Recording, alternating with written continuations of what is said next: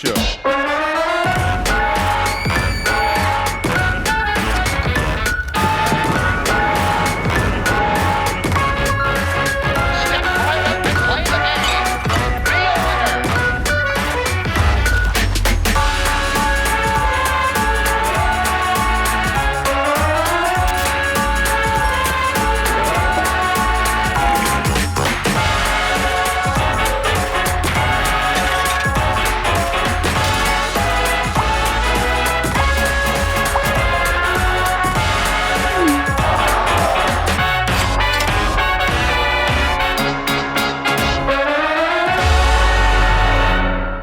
Says yes. So listen, we are in this series. A couple comments that I want to make too. Aaron was up here talking about the Bible recap. I was a little late out of the gate getting on this. I started at Easter, but it is a phenomenal reading plan, and it takes you through what's the word?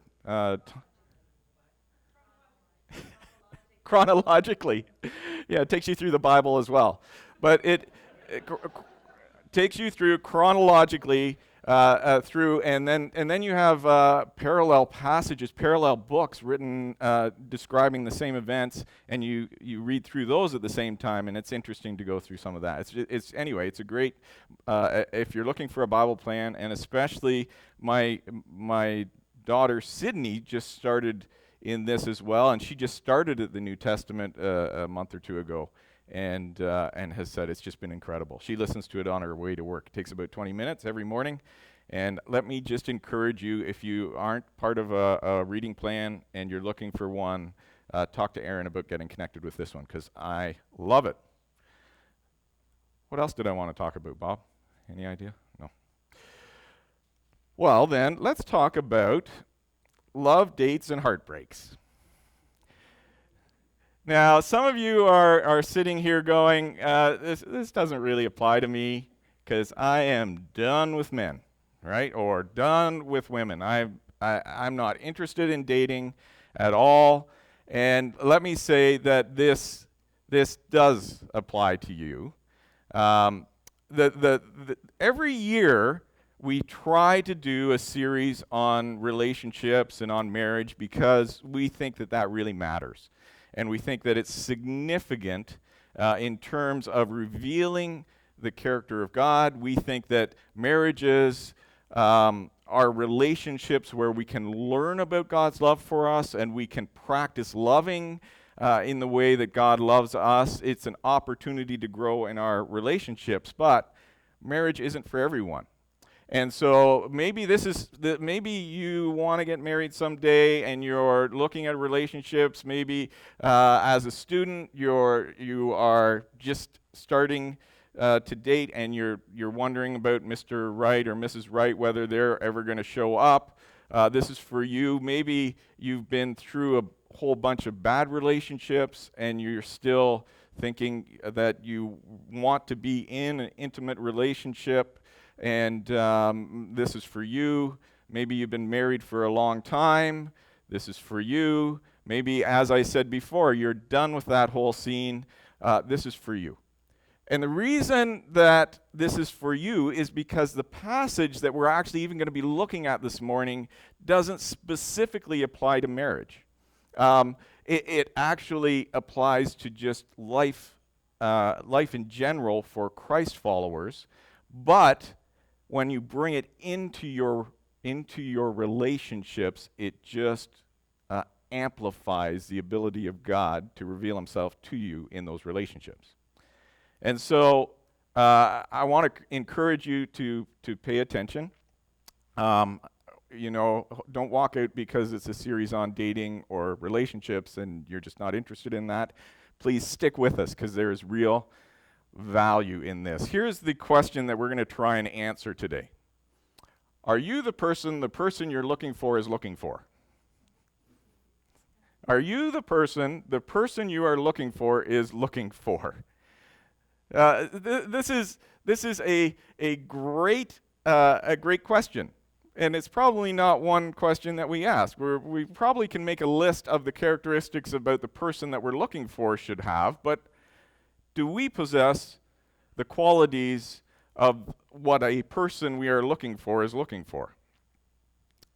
There is a lot of heartbreak in the world, but some of the saddest things I have seen, and Jen and I will talk about this as we're walking around town or as we're discussing just life in general. One of the biggest heartbreaks for me is when I watch someone make relationships decisions that undermine their relationships.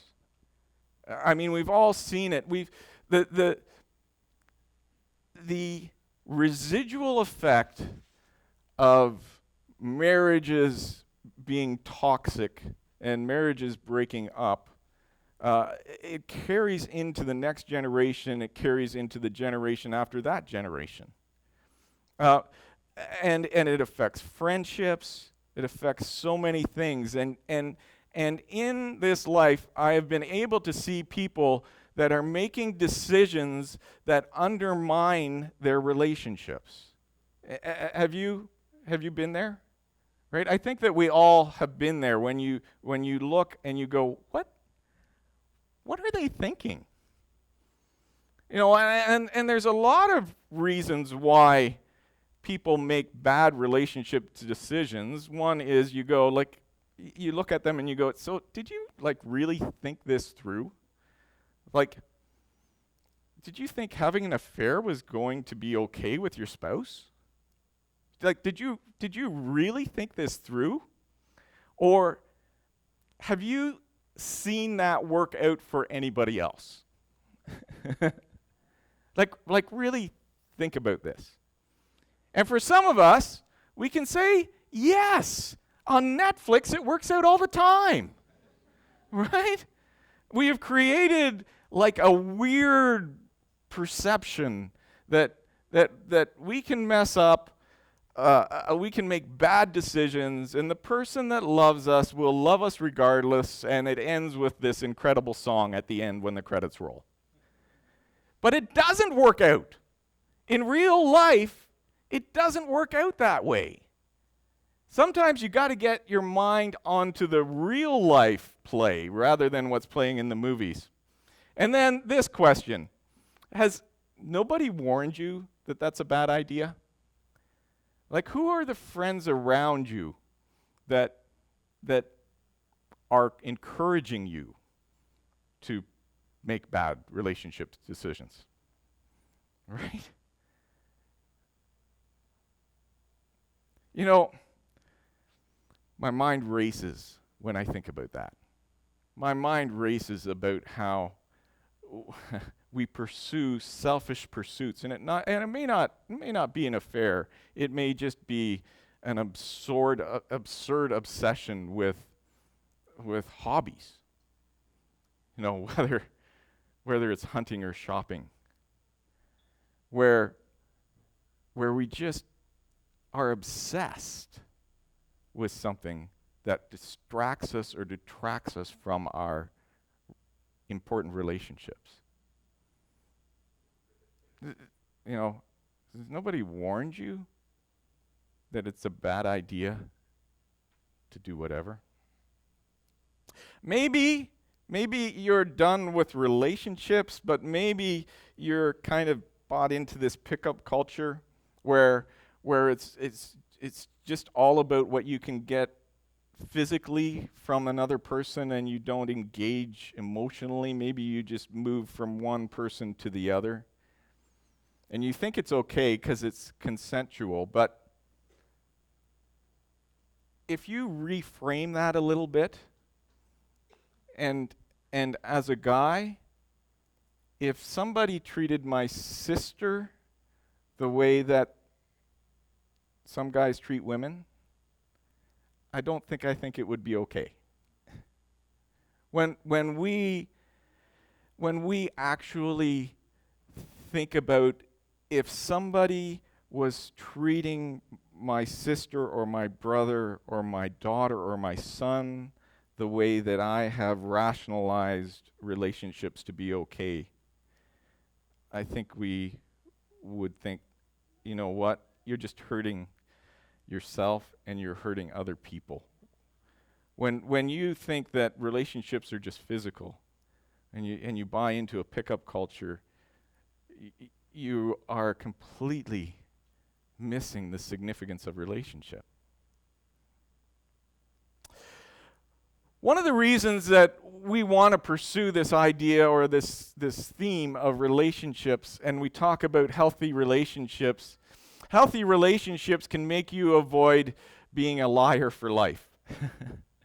and sometimes, and not always, but sometimes our past holds secrets that we just don't want anybody else to know about, right? Sometimes our past hold things that are going to affect our lives going forward, and some people just completely ignore them, whether it's past relationships or the effects of past relationships. I know I have a friend who is just investigating or has been investigating his adopted experience, his paternal relationship, and he is running into his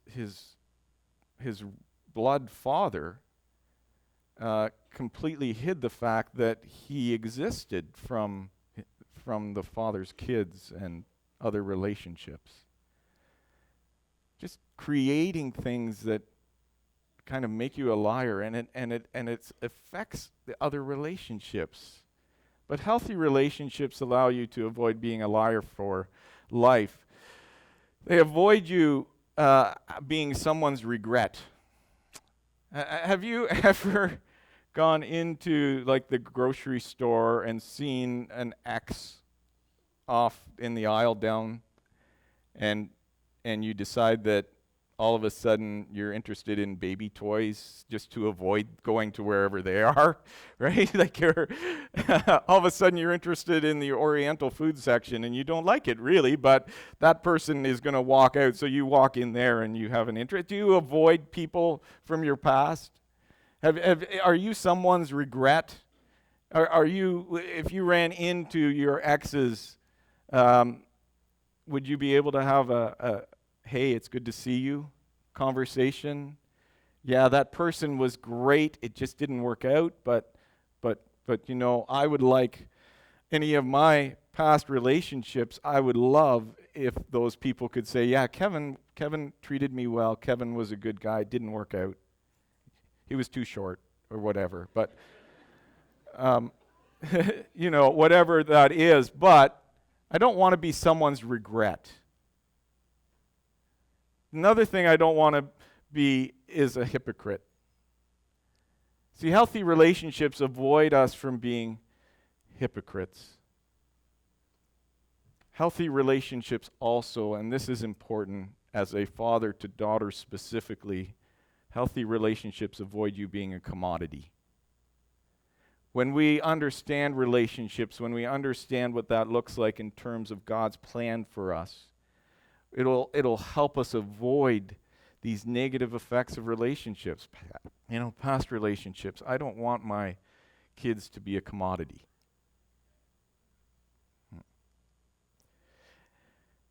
There's a few myths that drive us into this. And there are, and it's really important that we get this, that there are a few myths that we believe that lead us into unhealthy relationships. The first myth is this: the right person myth. And it's not that there isn't a right person particularly, but the myth is this, and pay attention to this, because you probably believe this, at least at some level, that once you meet the right person, everything will be all right. How many have been married for more than 10 years in this room? Is everything all right? What you're going to discover is that everything is not all right. In fact, the right person is going to turn you into a better person, which means that you need to make some changes, and none of us like making changes. So some of us are messed up with the idea that if I find the right person, that they are just going to support me in my hobbies, right? That they will be here to support me in whatever I want to do. They will just make my dreams come true. And that never happens. Except maybe on Netflix, but it never happens in real life. When you find the right person, everything is not all right. But the problem is, we bought into this concept that, this relationship isn't making me happy now, so I must have chosen the wrong person. And this is how it goes. Because that person isn't making me happy, that person is causing me to change, I obviously chose the wrong person. So then we go on this journey to find the next right person. And isn't that kind of bizarre? I mean, it's ridiculous when you think about it, but it also plays into some of what we believe society is telling us to be true. Just find the right person and everything will be okay. And it's not. In fact, finding the right person will create a little bit of stress in your life as they help you become a better person. Casey Musgroves has a song called Somebody to Love. And in that, she has a line that says, thinking will be fixed by someone else. That's the myth that so many of us believe. Thinking that the right person will just make me happy. And it doesn't work out that way. You can't weigh someone else down with the burden of your happiness. It will never work out. Here's myth number 2. Myth number 2 is the promise myth. A promise replaces the need to prepare. Now, how many of you have seen relationships that have struggled? They've been on again, off again, on again, off again, and they decide to get married thinking that will fix the off again section. And how many of you have seen that work out? See, the problem is making a promise doesn't replace the responsibility to prepare or to work at something. Saying I do does not equal I can. Saying I do does not equal I can. And we got to understand this. Getting to the point where you get married doesn't mean that that's the end of bettering yourself or improving yourself. Here's something that you've got to understand. Saying I do doesn't make a person capable. It only makes you accountable.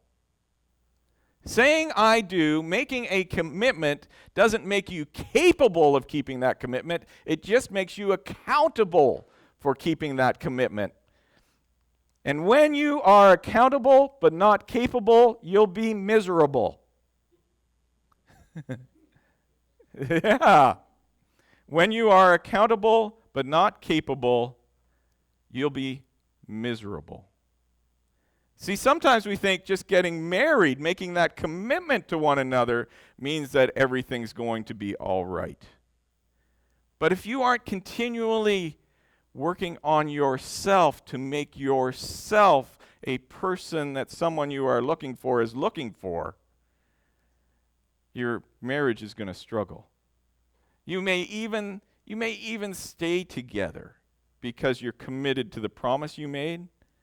But in your relationship, you will not experience what God wants you to experience in that relationship. Here's a statement. You may want to write this down because it's brilliant. If you aren't preparing, you won't be prepared. I don't see anybody writing. Um, if you aren't preparing, you won't be prepared. If you aren't preparing, you won't be prepared. See, choosing to follow Jesus makes this transition in your life, or makes your life better, makes your relationships better, makes you more of the person that the person you are looking for is looking for. This is where following Jesus comes into play, because the life of a Christ follower is always in motion. The life of a Christ follower is always in the direction of being more like Christ, which makes you more like the person you are looking for is looking for. Here's the question: are you becoming the kind of person the person you are looking for is looking for?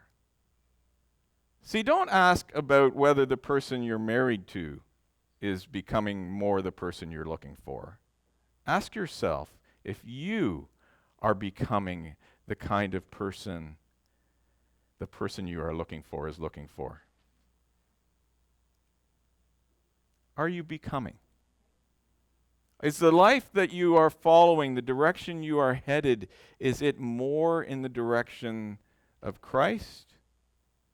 Are you becoming more complete in your relationship with Christ? Or are you expecting the other person in your life to make you more complete? If you're married, the question actually shifts a little bit more to, instead of are you becoming, it's are you still headed in that direction? Are you still becoming the person that God designed you to be? Jesus walks into the world, kind of walks into the room of this whole relationship paradigm, and he creates a new relational paradigm. When Jesus was on earth, and you know, part of going back to reading through the Old Testament, as I've been reading through the Old Testament, so much of it describes using people to accomplish things. Using people to accomplish things. When you look at the world that Jesus walks into, and you look at historically what's going on in the world, relationships were relatively cheap, but accomplishments were highly valued.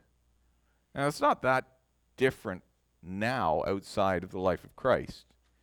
In fact, as Steve was talking about religion, I loved what Erwin McManus had to say when he said, you know, why I chose Jesus. He said every religion, and he listed Christian religions among these. Every religion tells you that you need to build a road to God, that you somehow need to bridge the gap between you and God. Jesus is the only one who came to us. He accomplished what it took to be in relationship with us. Now, some Christian religions pollute that,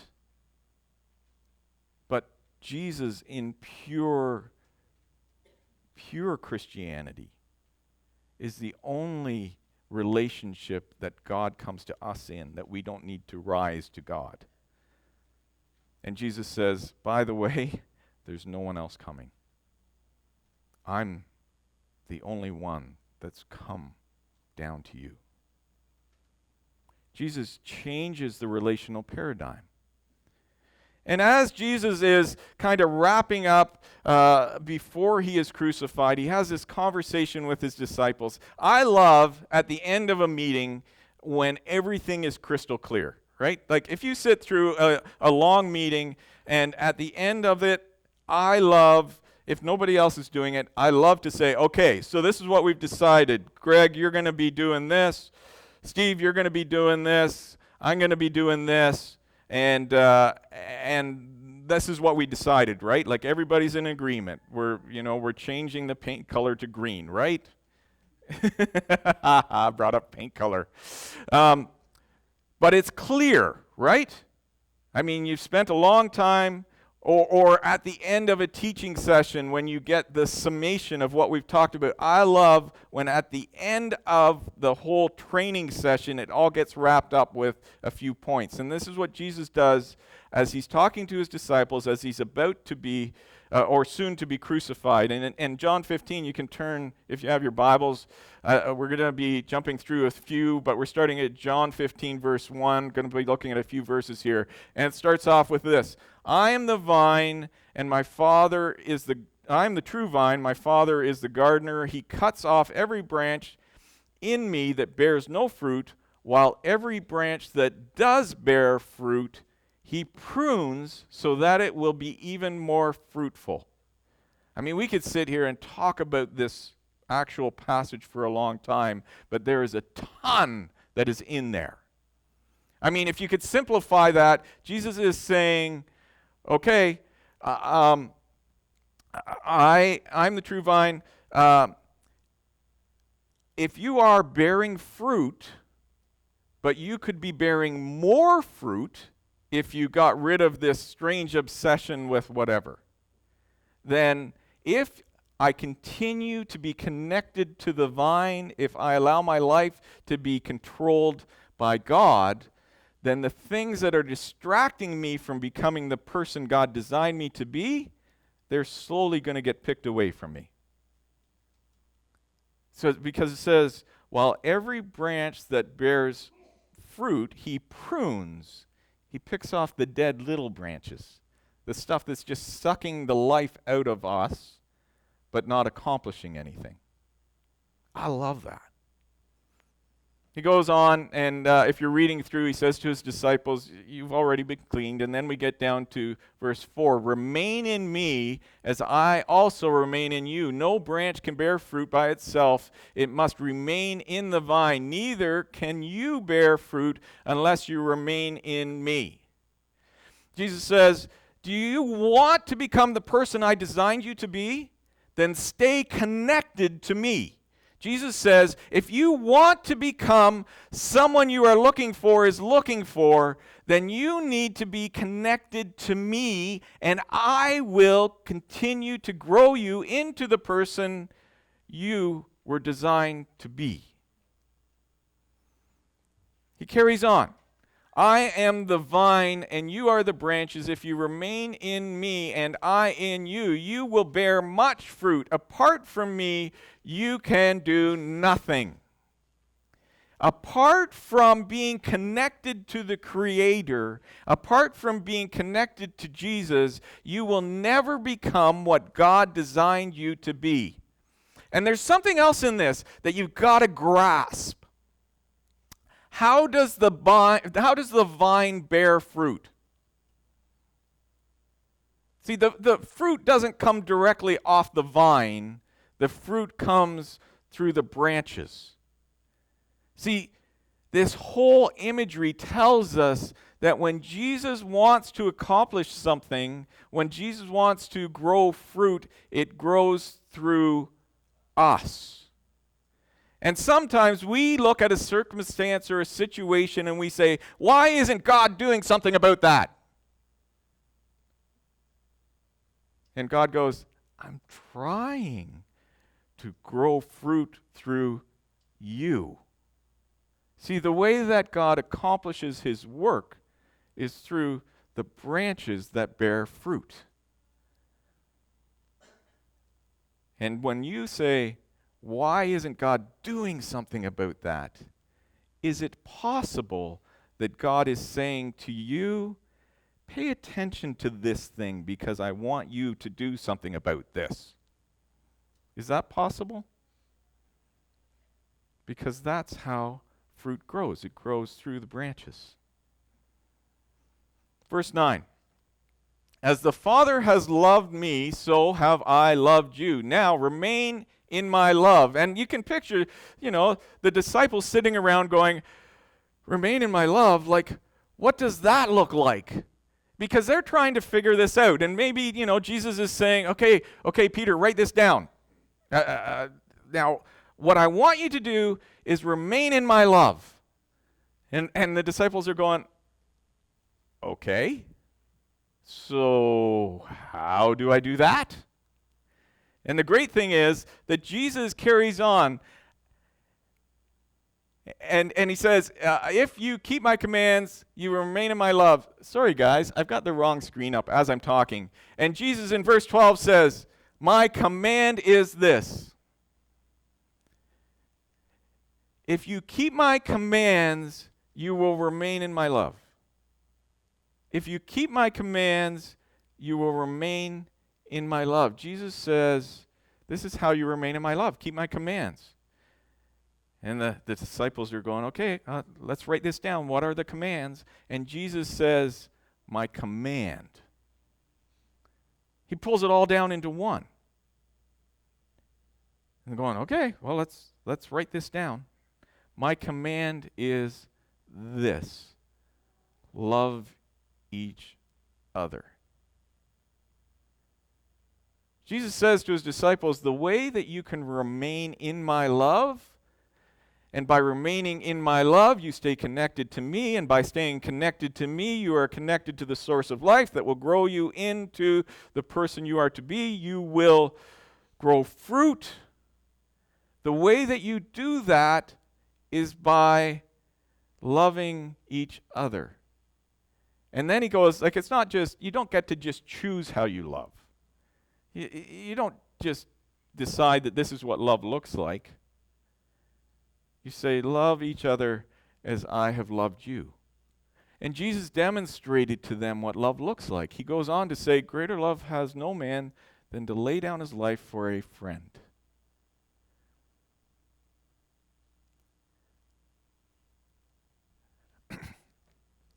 Are you sacrificing yourself for the benefit of others? Are you laying down your life, your hopes, your dreams, your ambitions, for the benefit of someone else? Jesus says, do you want to remain in my love? Well, you love one another as I have loved you, and as we all know, Jesus laid down his life for us all. And that's not necessarily stopping the heart beating within you,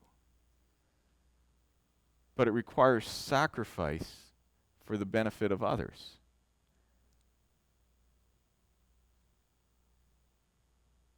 Are you doing that in your relationships, or are you just hoping that your relationships will sacrifice themselves for your hopes, dreams, and desires? I love, as Jesus carries on, we'll jump down to verse 16. Verse 16 says, you did not choose me, but I chose you and appointed you so that you might go and bear fruit. Fruit that will last. And so, whatever you ask in my name, the Father will give you. A lot of us love to capture that part of the verse. You know, the part that says, if I'm a Christian, anything I ask for, God will give me. But we completely miss the lead-in into that. That is all about how we love one another, how we sacrifice ourselves for one another, how our desires for the benefit of other people outweigh our own desires. When Jesus says, if you want to become the person God designed you to be, then you need to love like I have loved you. If we follow that, if our heart's desire is for the benefit of our spouse, if we are engaged in this not to just fulfill our own desires, but to see that other person become everything God designed them to be, then anything we ask, God will give. St. Augustine put it this way, and I kind of like how he says this. He says, love and do whatever thou wilt. Love and do whatever thou wilt. In other words, if our driving force is to love as Christ loved, if that is what drives our heart, then anything from that heart is in the direction of God. Do you get that? The idea that if our core is about love, if we are connected to Christ in the way that He designed us to be connected, if we function out of love, then we have this thing that we can call on God to accomplish His will through us, which is to love others. It's an incredible thing. So, to kind of sum this up, this is how we become a person worth looking for. If we are becoming the person God designed us to be, then we are a person worth staying for. If we are becoming the person God designed us to be, then we are loving others for the benefit of them, not to fulfill our own plans. See, the kind of person Jesus leads His followers to become is the kind of person we are all ultimately looking for and ultimately want to become. See, this applies to just us. Doesn't matter whether you're in a relationship or not in a relationship. This is about becoming whole in who you are. This is about becoming what God designed you to be by being connected to the vine so that you can bear fruit, that we can bear fruit. So, how many people know the passage in Galatians 5 that describes what fruit looks like? The fruit of the Spirit is love, joy, peace, patience.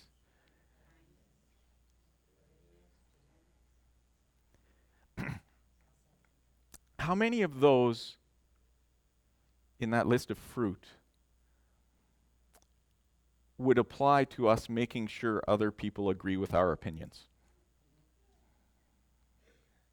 Are you becoming more at peace? Are you promoting peace? Are you becoming more patient? Are you promoting patience? Are you becoming more kind? Are you promoting kindness?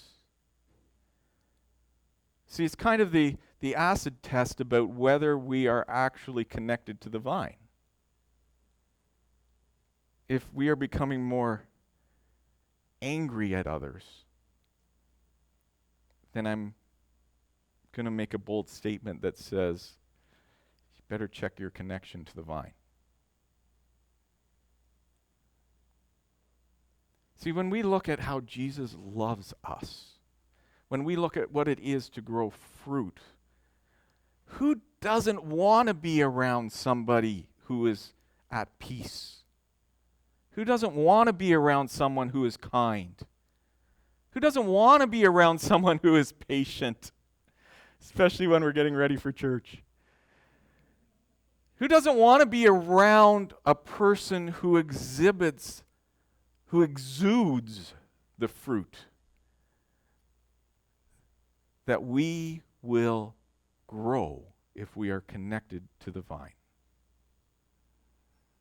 I've loved how over the past summer, how we've been getting other people's input on these talks. And so what I want to do here, and I know that not everybody is comfortable sharing. I know it's even more awkward in this setting than it is outside.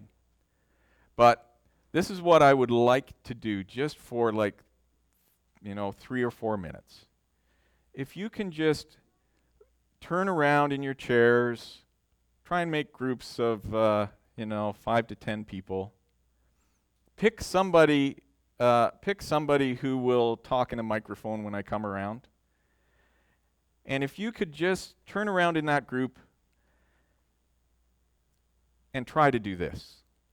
List 3 things that come to mind when you think about God's love for you, and what would it look like to extend those same 3 things to someone else?